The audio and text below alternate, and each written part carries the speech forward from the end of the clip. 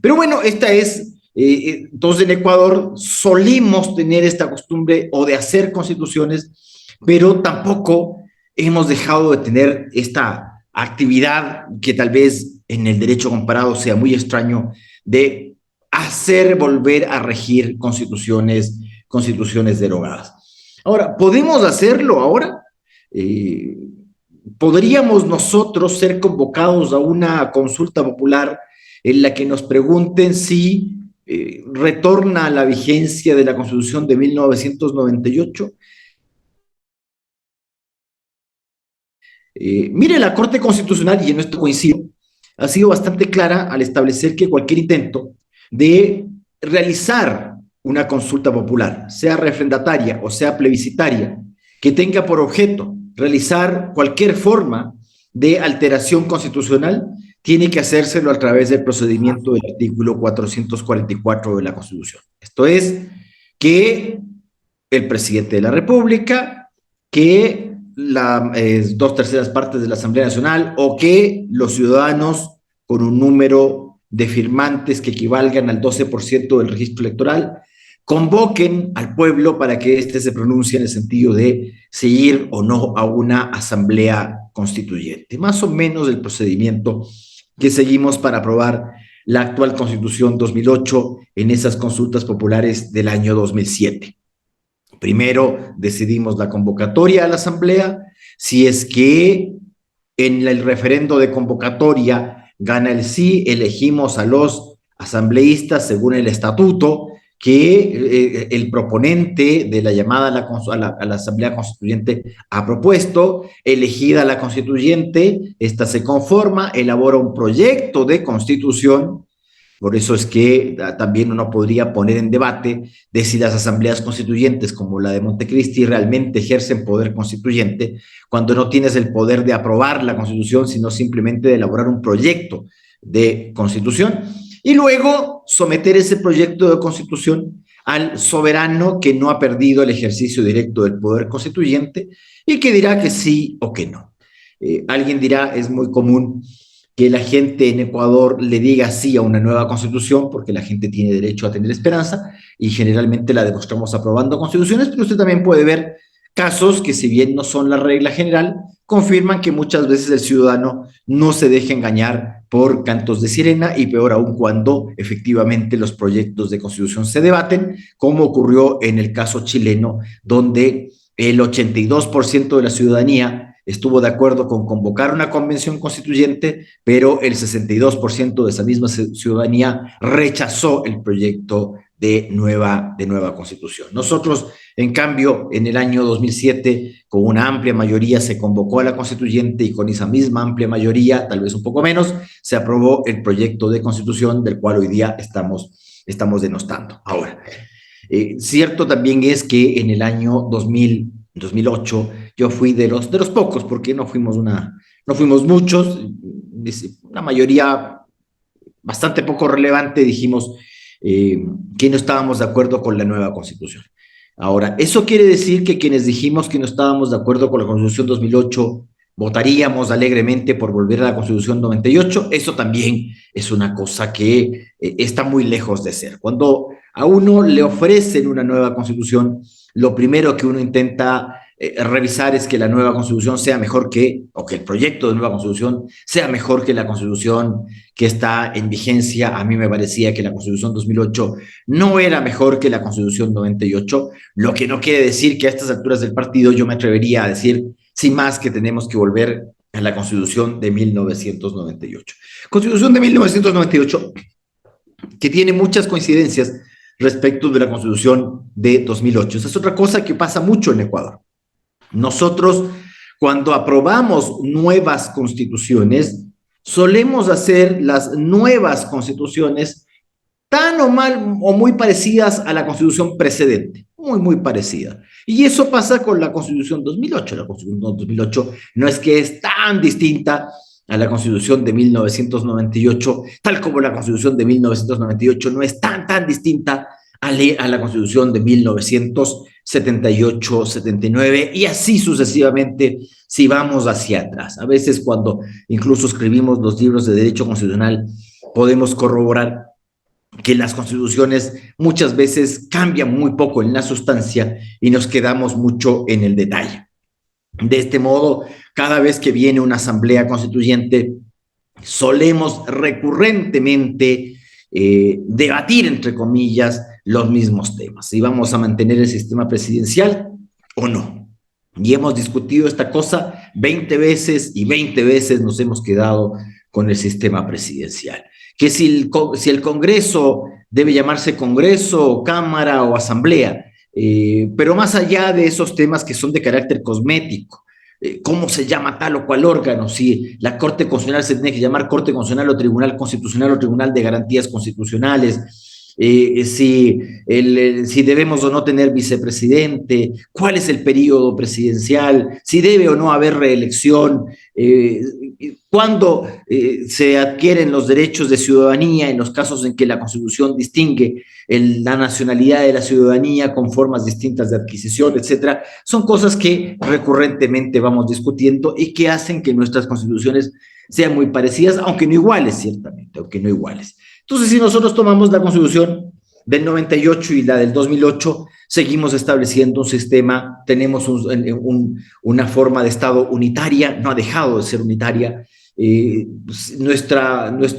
forma de gobierno sigue siendo republicana, nuestro sistema de gobierno sigue siendo presidencial, tenemos presidentes de la República que son titulares únicos de la función ejecutiva, mantenemos la figura de un vicepresidente que a veces no la hemos tenido, cierto es, no todas las constituciones tuvieron la figura del vicepresidente de la República, pero aunque lo tengamos, sigue manteniendo un rol secundario básico, a diferencia, si es que podemos resaltar alguna constitución en que algo más le dio al vicepresidente de la República, la Constitución del 46, que lo declaraba presidente nato del Senado.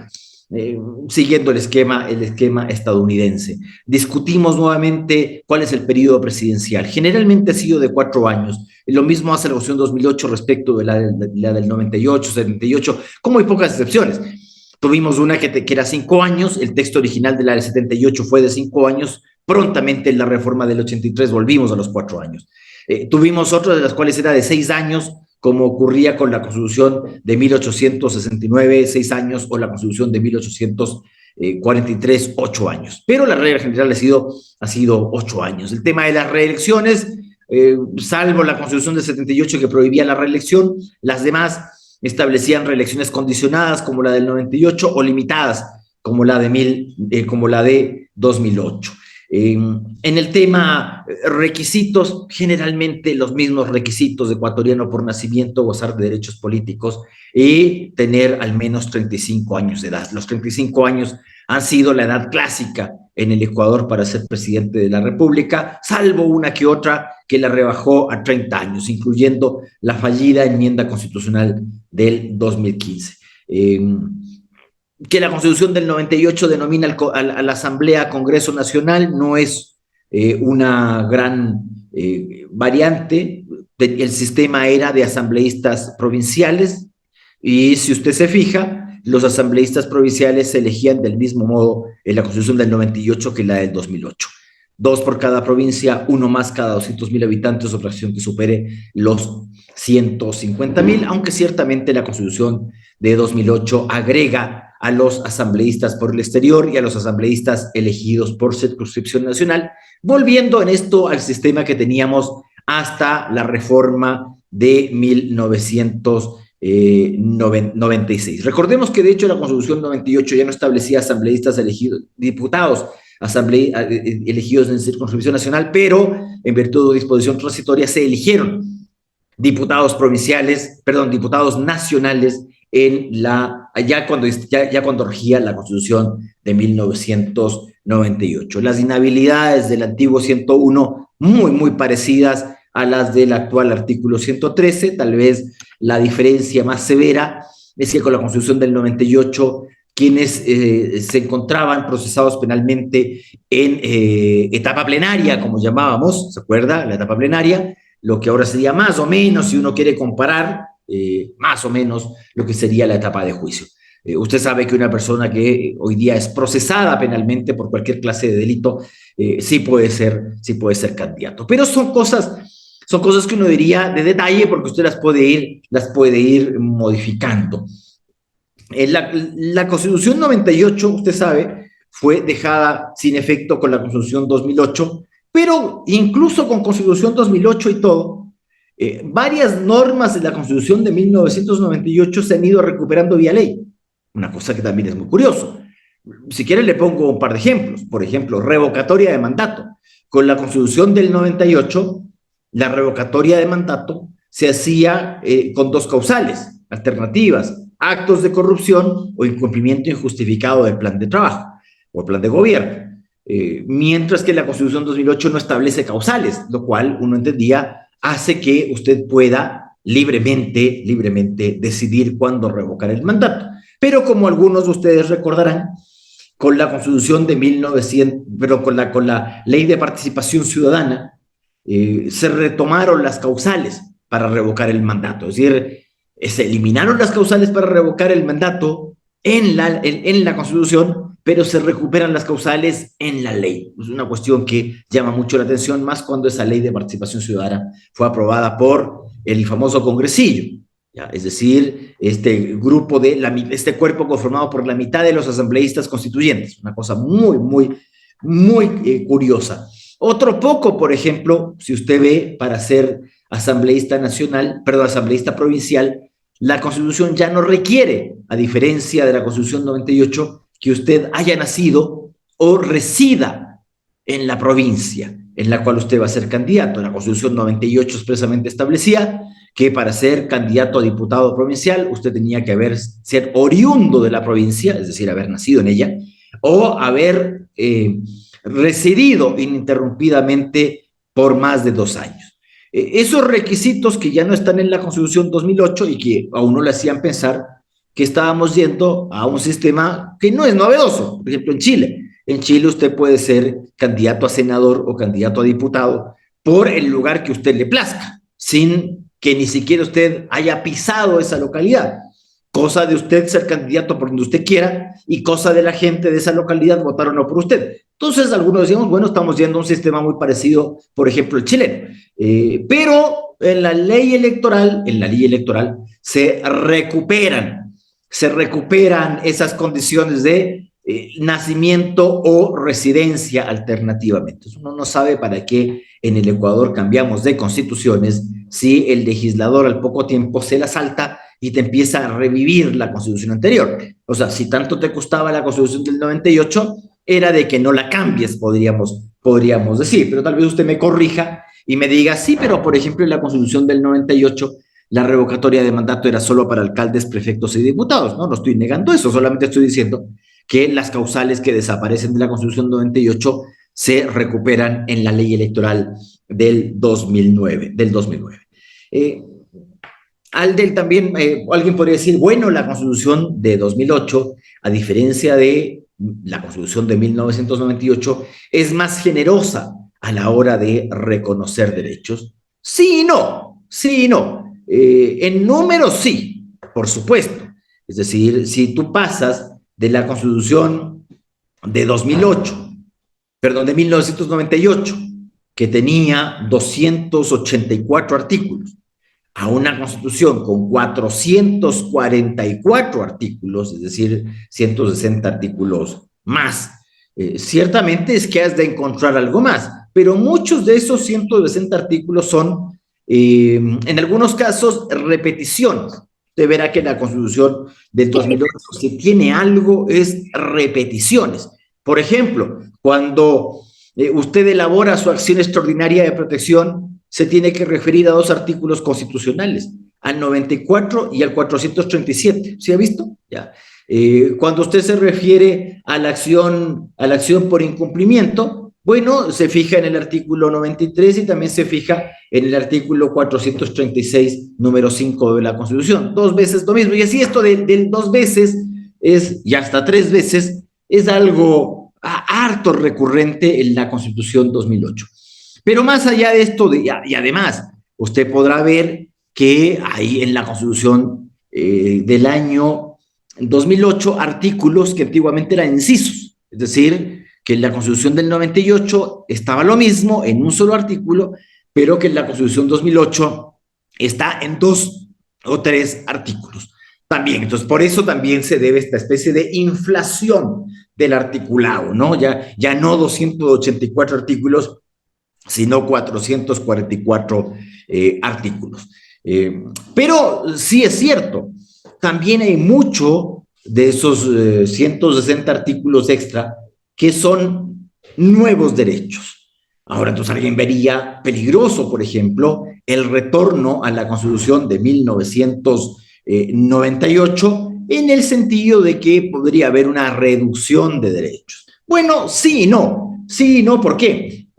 Porque en materia de derechos recordemos que tenemos lo que llamamos cláusula abierta, tal como la Constitución actual indica en su artículo 11, número 7, que los derechos consagrados, derechos y garantías consagrados en la Constitución, no excluyen otros necesarios para el pleno desenvolvimiento de la persona humana. La Constitución 98 también tenía la misma disposición.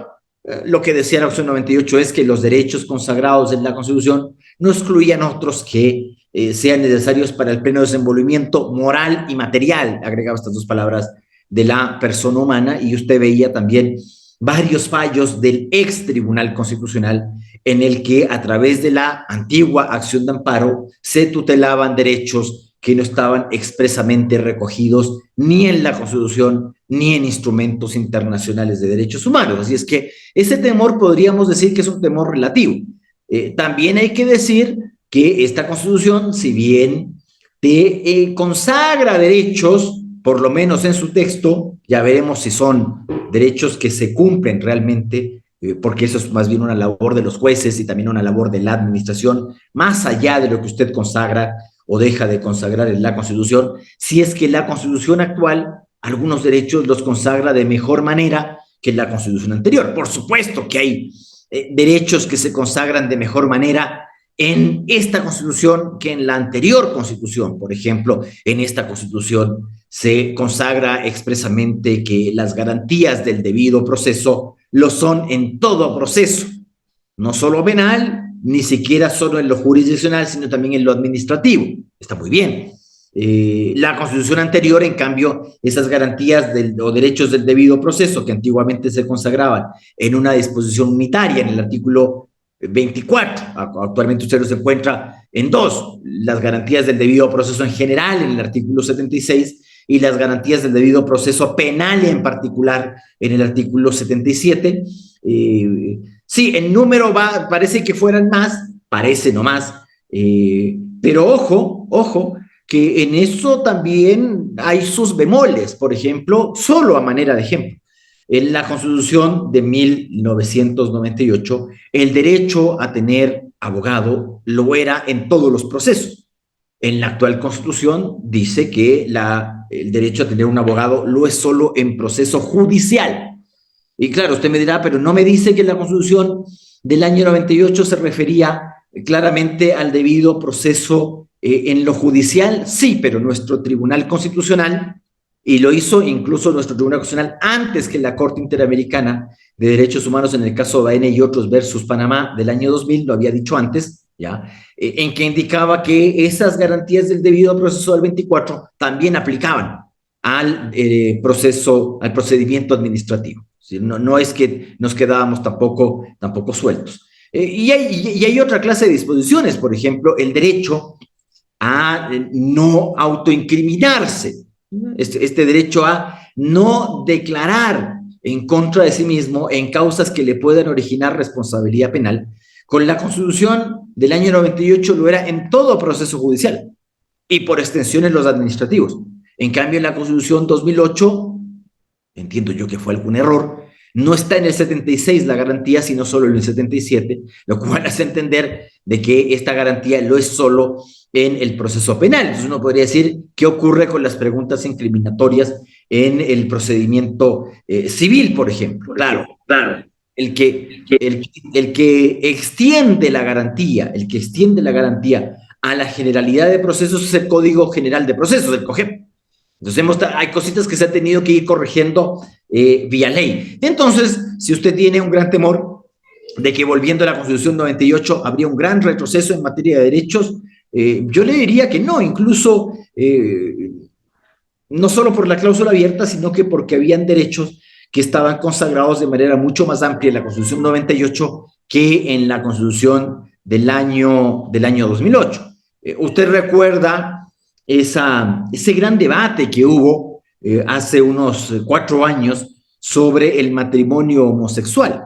Y el gran debate se da porque la Constitución del 2008 establece que el matrimonio es la unión entre hombre y mujer, cosa que no decía la Constitución 98. La Constitución 98 se limitaba a decir que el matrimonio se basa en la igualdad jurídica de los contrayentes. Es decir, la Constitución 98 no establecía el matrimonio heterosexual. El que establece el matrimonio heterosexual es la Constitución del año 2008, pero ya sabe lo que pasó con la Corte Constitucional y estas disposiciones. También hay que tomar en cuenta otra cosa y hay que decirlo. Las constituciones valen en tanto en cuanto el órgano que tiene la guarda de la Constitución la protege. Porque si el órgano que tiene la guarda de la Constitución se la pasa, y se la pasa con cualquier argumento, más triste o más feliz, pues bueno, ya lo sabemos.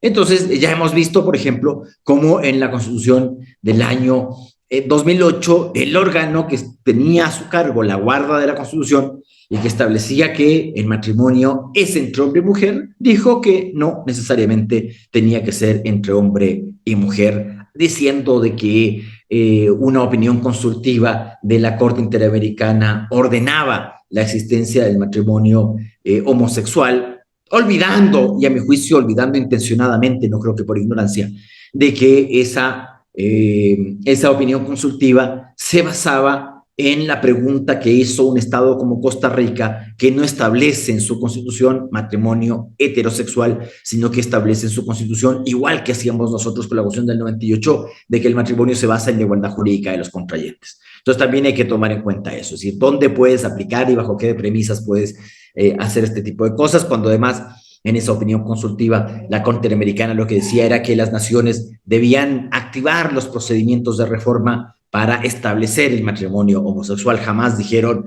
que en virtud de esa opinión consultiva, las leyes que establecían el matrimonio heterosexual eran per se anticonvencionales y que no había que seguir ningún trámite para ignorar esa clase de disposiciones internas. Pero bueno, pero también pasó con la Constitución del 98.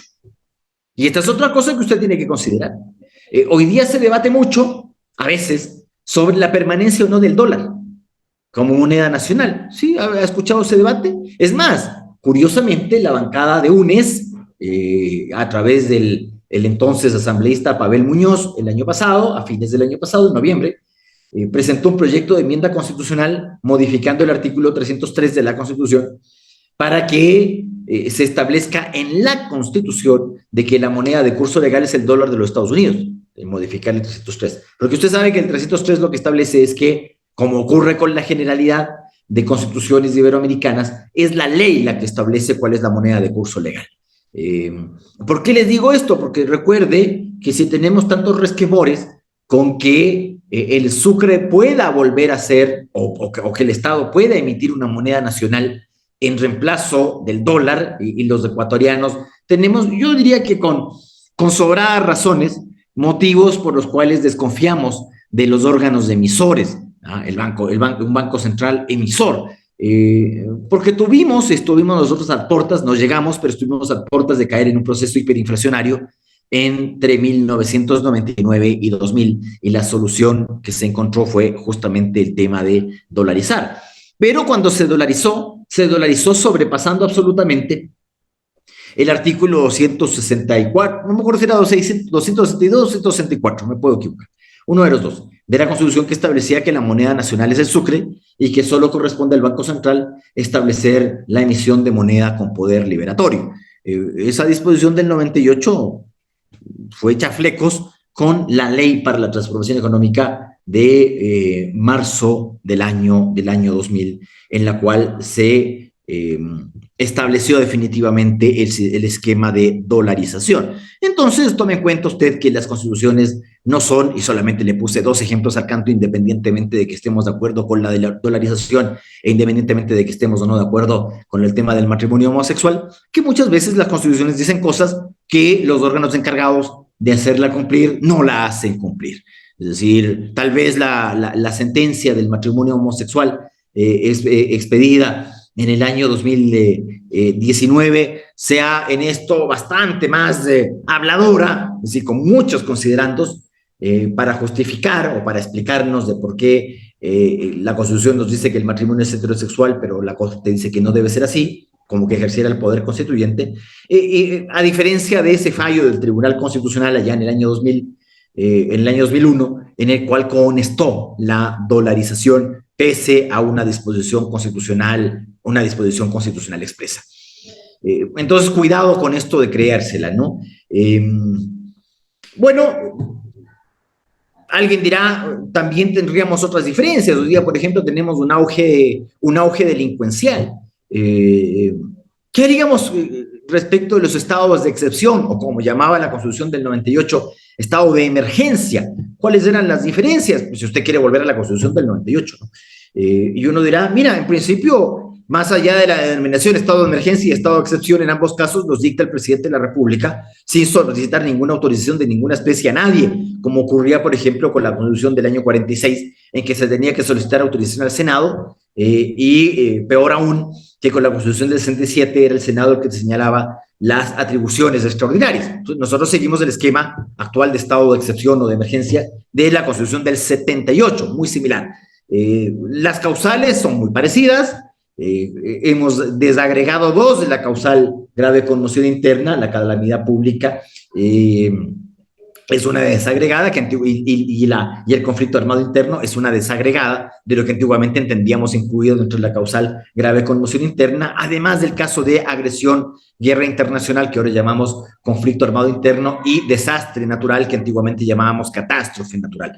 Y alguien dirá, bueno, pero con la Constitución del 98, por ejemplo, solamente por hacernos la pregunta, ¿podía el presidente de la República en un estado de emergencia libremente disponer de Fuerzas Armadas sin estado de emergencia? No. Le recuerdo que desde la Constitución del 98, para que usted disponga de Fuerzas Armadas para resguardar el orden interno y la seguridad ciudadana, se requiere estado de emergencia o estado de excepción. Esto no es una novedad de la Constitución de 2008, es algo que se introdujo en la constituyente de Sangolquí. ¿Por qué? Porque con la Constitución del 78-79, sí, el presidente de la República sí podía disponer del empleo de la fuerza pública, decía la Constitución del 78, sin necesidad de estado de emergencia o de excepción. Tal vez la diferencia más notoria y notable entre el estado de excepción actual y el estado de emergencia anterior es que el estado de excepción actual tiene control obligatorio, no preventivo, pero sí obligatorio por parte de la Corte Constitucional. Pero también debo recordarle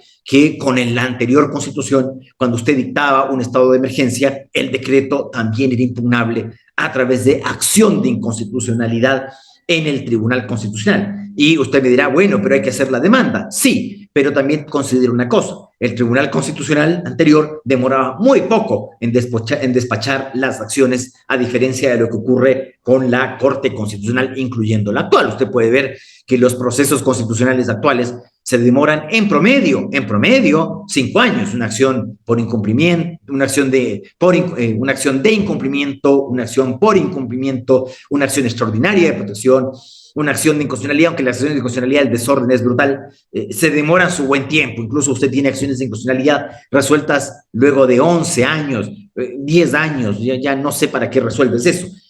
¿Pasaba también con el Tribunal Constitucional? No, el Tribunal Constitucional solía sacar sus sentencias muy, muy rápido, 4 meses, 5, cuando era muy difícil 6, a veces se demoraba 2, entonces tampoco es que era del otro mundo. Claro, usted me dirá, sí, pero como el estado de emergencia fenecía también en 60 días, podía ocurrir que el tribunal declare la inconstitucionalidad tardíamente. Pregúntele a Yamil Mawad cuánto se demoró el Tribunal Constitucional en echarle abajo el estado de emergencia en el que establecía el congelamiento de los depósitos. ¿Y qué pasó después? Entonces, ojo, constituciones perfectas no hay idas y vueltas. En las relaciones ejecutivo-legislativo, por ejemplo, los temas de juicio político y los temas de veto, por una parte, el presidente de la República vetando proyectos de ley aprobados por el Congreso o la Asamblea, es lo más parecido entre las constituciones 98 y 2008. Es decir, si usted cree que hay que volver a la Constitución 98 porque el sistema de vetos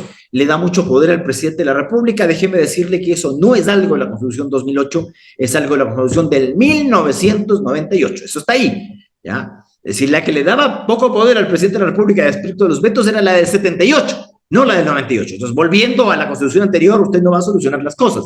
Es más, algunos amigos que son afectos del régimen me dicen, pero es que con la Constitución anterior no habían muertes cruzadas, lo que ahora permanentemente se debate. Entonces recuerde que en julio de este año, casi le votan al presidente Lasso. Faltaron unos 5 votitos por ahí, ¿se acuerda? Se requerían 92 y se lograron 87. Pero yo les recordaba a mis amigos de que con la Constitución 98 Lasso hubiese estado fuera. Porque recuerde cómo le votaron a Maguad y cómo le votaron a Gutiérrez, a mano alzada en una sola sesión y con simple mayoría. Recuerde eso. El mismo esquema que se utilizó con Bucaram, aunque ahí estaba vigente la Constitución del año 78-79. 47 votos, se acaba la cosa. Entonces, con el sistema anterior, con la Constitución del 98, Lasso estaría fuera. No sería él el presidente de la República. Sería Borrero. Y nos hubiésemos quedado con la misma asamblea y la composición actual, porque por lo menos con la mal llamada muerte cruzada, si bien, si es que es un caso de destitución presidencial, se va el presidente, entra el vicepresidente y vamos a elecciones para completar los periodos, pero de ambos órganos. Lo mismo ocurre si el presidente de la República disuelve a la Asamblea Nacional. Por ejemplo, esa posibilidad no existe con la Constitución de 1998, ni con la Constitución del 78, ni las pretéritas, la posibilidad de disolver los congresos. Recuerde que Sixto Durán Ballén hizo esa pregunta en 1995 de si autorizábamos al presidente de la República a disolver al Congreso una sola vez durante el periodo de funciones y la población dijo que no, la ciudadanía dijo que no. Entonces, cuidado, no es que si usted vuelve a la Constitución del 98 hemos solucionado absolutamente todos los males y aquí hemos corregido absolutamente todo. Claro, por supuesto que la Constitución 2008 te sirve para cometer ciertos abusos, por supuesto que sí, pero la del 98 también. Es solo cosa de saber utilizar las herramientas. Tal vez, si usted se encuentra el día de mañana, usted se va a Ucrania y se encuentra ahí con un misil de estos manuales, estos Javelin, uno no sepa utilizarlo, pero si se lo pasa eso en manos de un soldado, lo va a utilizar muy bien. Lo mismo pasa acá. Las constituciones son herramientas y si usted le quiere dar un uso arbitrario a la herramienta, basta con dominarla y no mucho, un poquitín, y usted puede hacer mal uso de las constituciones. Recuerde que con la Constitución del 98 hicimos mal uso muchas veces, lo mismo que ha ocurrido en la Constitución del 2008. Ahora, eso no es culpa de la Constitución, si usted lo quiere ver así, sino del intérprete o de quien aplica esa Constitución. Alguien tal vez se preocupe y diga, si volvemos a la Constitución del 98, vamos a tener un problema con las garantías, porque en eso sí hay unas diferencias. Por ejemplo, ¿está usted dispuesto a no tener un sistema de impugnación constitucional de sentencias? ¿Está usted dispuesto a eso? Recuerde que las sentencias de la Corte Suprema de Justicia, Tribunal de Casación, igual que nuestra Corte Nacional de Justicia, eran irrefragables, pues. Es decir, se expedía la sentencia, se ejecutoriaba y sonaste nomás, pues no tenías mecanismo constitucional de impugnación de fallos. Entonces, cuando yo te digo alegremente, ¿quieres volver a la Constitución del 98? Usted que es abogado debe saber que llega a casación y muere, porque había doble prohibición. El artículo 95 de la Constitución 98 prohibía el amparo contra decisiones judiciales, recuerde eso, y el artículo 176, inciso final, de la Constitución 98 indicaba expresamente que las resoluciones del Poder Judicial no eran susceptibles de control por parte del Tribunal Constitucional. Entonces, esa es una diferencia fuerte. Otra diferencia fuerte es que usted con la Constitución de 1998 no tenía inconstitucionalidad por omisión. Sí, gran parte de los problemas de la Constitución de 1998 es que no se cumplió la Constitución de 1998. Eso fue un gran problema. Le recuerdo que, por ejemplo, la Constitución del 98, igual que la Constitución actual, establecía el principio de unidad de jurisdicción, pero el principio de unidad de jurisdicción no está en la Constitución 2008 originalmente, ni siquiera en la del 2008 originalmente, sino que usted la puede encontrar en la Constitución de 1967. Harto lejos, ¿no? Sin más de 50 años teníamos esa cosa ahí. ¿Y qué pasaba? Ahí quedaba la norma. Ahí quedaba la norma. Y resulta que no la cumplíamos. Le recuerdo que, por ejemplo, la prohibición de monopolios, si quiere le cuento, la prohibición de monopolios está en la Constitución de 1929, del 29. Y resulta que estando en la Constitución del 29 y repetido la prohibición de monopolios en las constituciones del 45, 46, 67, 78 y 98, nunca tuvimos ley antimonopolios. Ley antimonopolios tuvimos recién en el año 2011, no es la mejor ley, pero es una ley, y que le pusimos ley orgánica de regulación del control del poder del mercado. Pues, ahí la tiene usted, recién en el 2011. Perdón, hartos años de omisión. Entonces, cuidado con decir, voy nomás a la Constitución del 98 y me quedo absolutamente, absolutamente colgado. A ver, digamos que estamos de acuerdo en desaparecer la acción extraordinaria, en desaparecer la acción de inconstitucionalidad por omisión, digamos que estamos de acuerdo en desaparecer la acción por incumplimiento, una cuestión que era frecuente hasta la Constitución del 98 inclusive, era desacatar, desobedecer las normas constitucionales que establecían, por ejemplo, preasignaciones presupuestarias.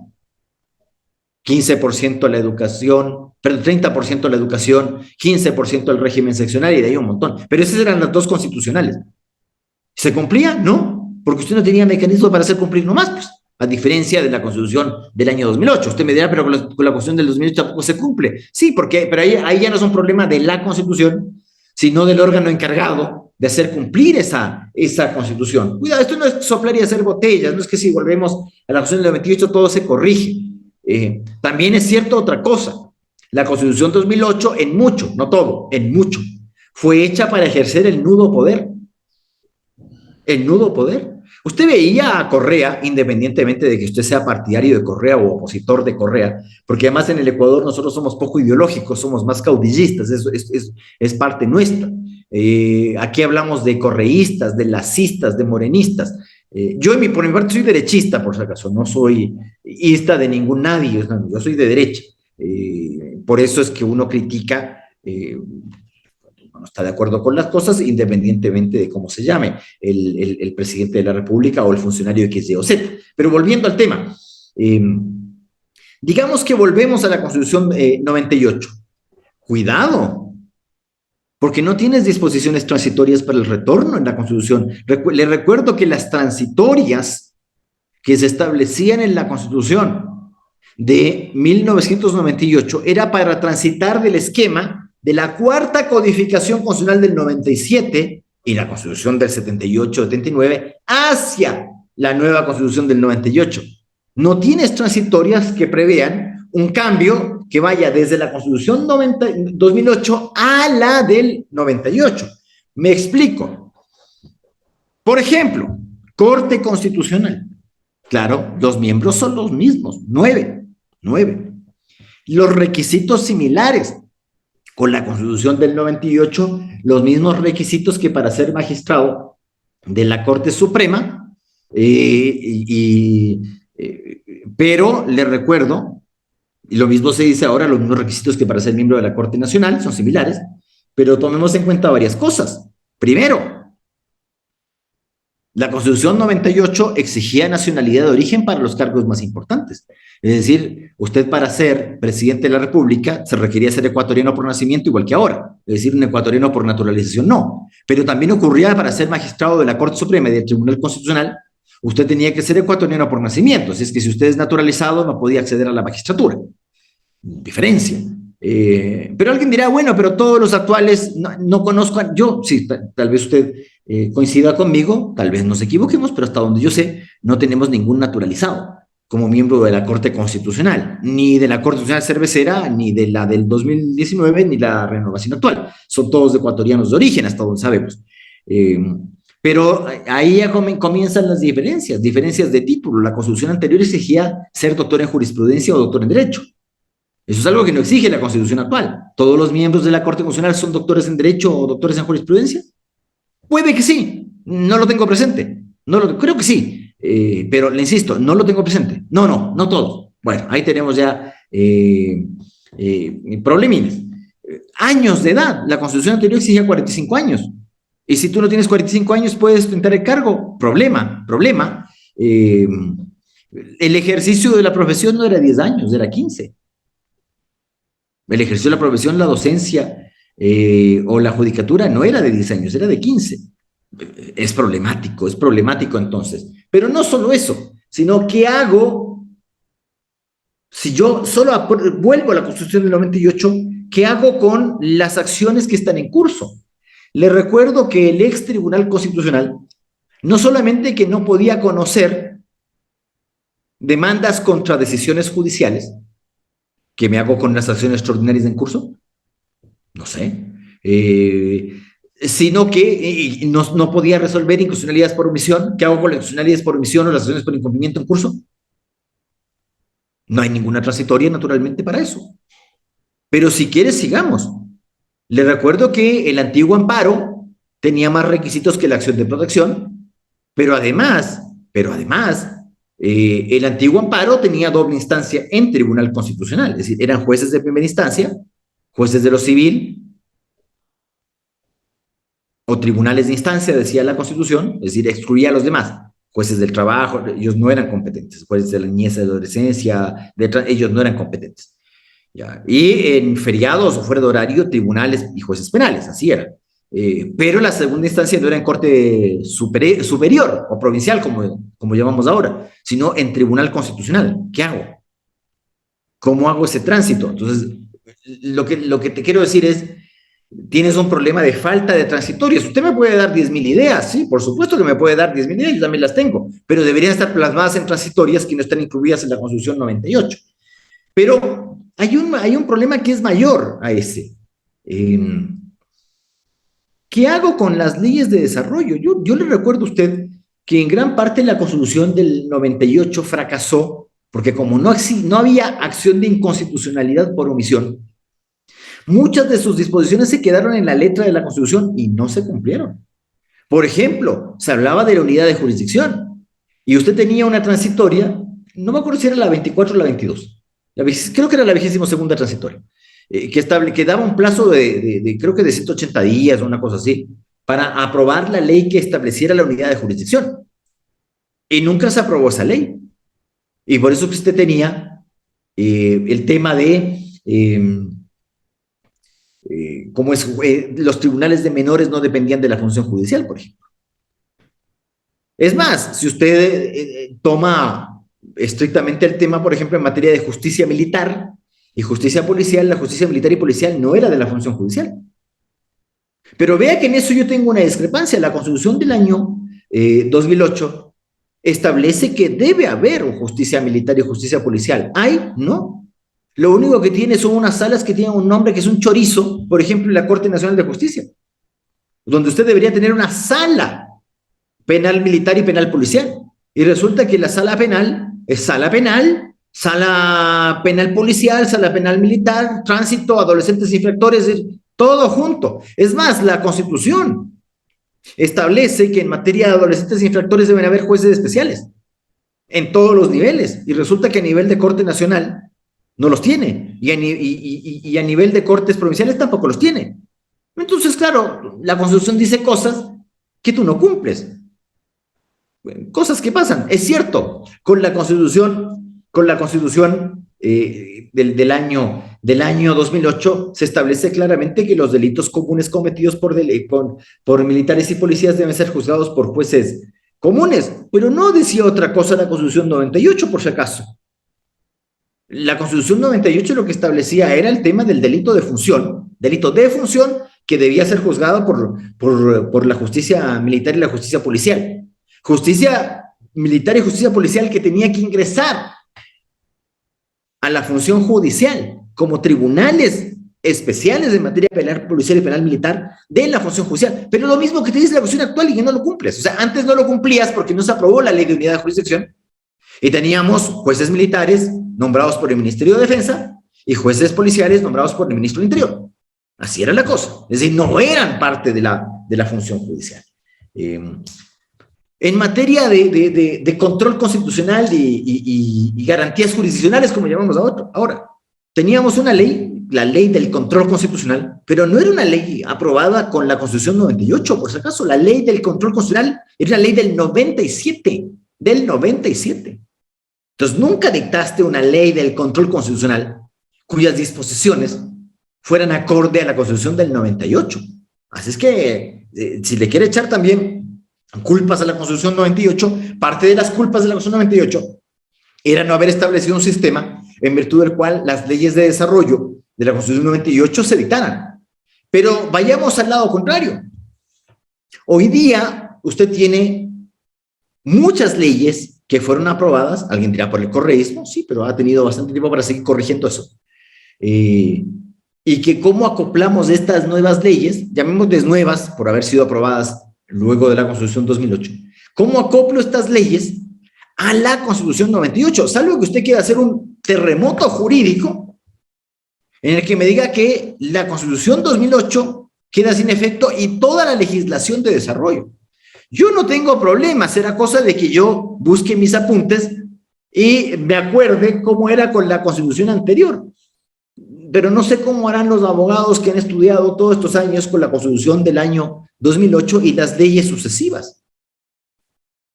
Usted ha ejercido gran parte de su vida profesional, yo también, con un código de la función judicial del 2009, que no es la ley de la función judicial del 74.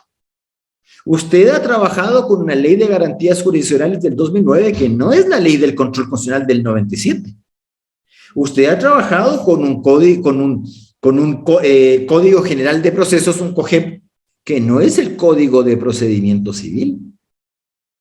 Usted tiene ahora un COIP, un Código Integral Penal, que no es el antiguo Código Penal, Código de Procedimiento Penal, Código de Ejecución de Penas, Ley de Sustancias Estupefacientes, Ley de... etcétera. Es que no es cosa de decir yo vuelvo a la Constitución 98 y punto.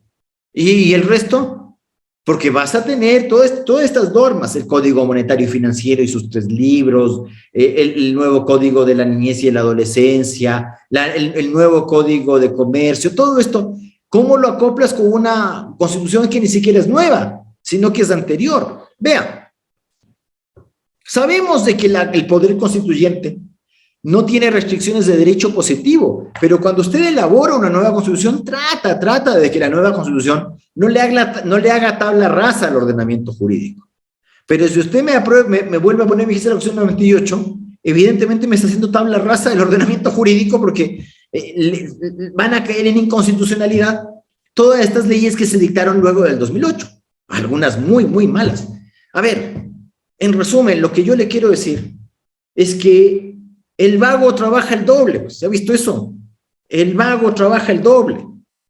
Usted recuerda que cuando uno lanza, porque por no pararse a botar el papel, lo lanza a la cesta, se cae afuera de la cesta, igual te toca parar, te tienes que agachar, volver, y por eso decimos, el vago trabaja el doble.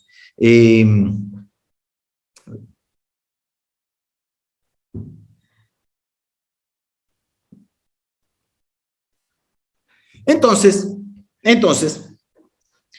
no es cosa de decir, pongamos otra vez en vigencia la Constitución del 98, porque eso parece fácil, pero es supremamente complicadas todas las consecuencias jurídicas que se te vienen a continuación. Yo sé que la solución del 444 tampoco es feliz, nuestra bien amada Asamblea Constituyente, al menos son asambleas constituyentes que como tal no ejercen poder constituyente, que solo te aprueban proyectos de constitución. Eso para mí ya es algo saludable, porque no es que, y para eso ponía ejemplos del canto de el proyecto de constitución chilena, no es cosa de que usted vaya a llegar cualquier barbaridad, porque si los políticos son responsables, cosa que en el Ecuador no lo son, te hacen presente los problemitas. Recuerde usted que la Constitución de Chile no se aprobó porque tenía constituciones copiadas al carbón de la nuestra, de la Constitución 2008, la plurinacionalidad, la justicia indígena y el régimen de seguridad social. Eran tres cosas que los chilenos nos copiaron al carbón, de nuestra Constitución a la Constitución de ellos. Y estos tres temas hicieron que gran parte de la población chilena entendiera que no se podían aprobar esas cosas. Ahora, eso se soluciona volviendo a la Constitución 98. Claro, usted me dirá, con la Constitución 98 no había plurinacionalidad, el Estado ecuatoriano no era plurinacional, era pluricultural y multiétnico, pero no plurinacional. No plurinacional. Pero justicia indígena sí había, y el tema de la seguridad social, como la tenemos ahora, quebrada, es bastante viejita, por si acaso, ¿no? Es una cuestión que viene del año 70, el Instituto Ecuatoriano de Seguridad Social es del año 70, cuando se reemplazó a la Caja del Seguro por el Instituto Ecuatoriano de Seguridad Social. Entonces, cuidado con esto de intentar decir, volvamos nomás a la Constitución 98 y así de fácil hacemos las cosas. Y Ismael Bonilla me dice, perdone la interrupción, doctor, cállese, estamos llegando al final del tiempo establecido, ya ha hablado suficiente. Yo creo que sí, hemos hablado suficiente, y quedando pocos segundos para que sean las 18 horas, finito, no sé si hay alguna cosa más, pero por mí, solamente que tenga en cuenta que no es fácil nomás este tema de los cambios constitucionales. Y las asambleas constituyentes tienen ese problema. Salga Pato Gallareta, cuidado con lo que te vayan a aprobar, ¿no? Entonces, veamos, nuestra Corte Constitucional tampoco es muy colaboradora con los procesos de enmienda y de reforma parcial ordenados. Le pone muchas restricciones a los temas y eso nos dificulta ir a través de una cuestión ordenadamente de reemplazo de las actuales normas constitucionales, eliminar alguna vez el tema de los concursos que establecen una falsa meritocracia para acceder a los cargos públicos. Creo que es un tema que tenemos que conversar. La posibilidad de volver a la elección parlamentaria intermedia para que 2 años luego de haber elegido un presidente de la República no estemos concentrados en votarle al presidente de la República, sino en ganar la elección parlamentaria, y que los presidentes de la República no se olviden de que las promesas de campaña no son solamente para ganar las elecciones, sino para cumplirlas. Son promesas, no son cualquier cosa. Tenemos elecciones el próximo año y veremos el baratillo. Total, todo el mundo sabe que es cosa de decir no más impuestos y te pongo impuestos. Voy a anular el correísmo y tengo una bola de funcionarios correístas, independientemente de que muchos de ustedes puedan ser acólitos a esa ideología. Lo que me refiero es, si tú dices algo, cúmplelo, no engañes a tu electorado, pero eso tampoco lo va a solucionar a punta de cambios de constituciones. Les mando un abrazo.